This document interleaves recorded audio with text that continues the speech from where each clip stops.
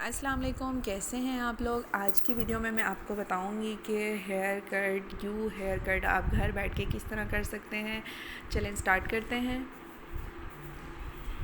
सबसे पहले आपको कॉम अच्छे से करना है, ठीक है। बालों को वेट ज़रूर कर लिया करें अगर आप बिगनर हैं। और क्योंकि मैंने तो डायरेक्ट यू कट करना स्टार्ट कर दिया था, आप लोग जो है ना गाइडलाइन के अकॉर्डिंग काम किया करें। तो ये आप देख सकते हैं।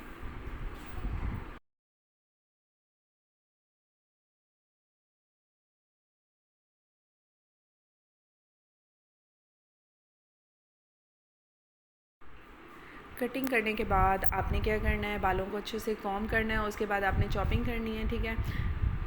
जो बाल जिग जैग कटे होते हैं वो बहुत ही फ्रेश लगते हैं, बहुत अच्छी लुक आती है।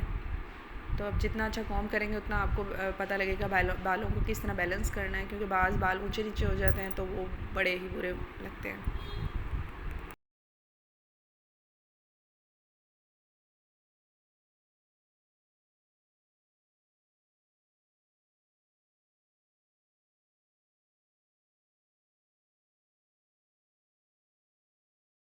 वीडियो अच्छी लगे तो प्लीज़ लाइक कीजिएगा, सब्सक्राइब कीजिएगा मेरे चैनल को। Thank you so much. Allah हाफिज़।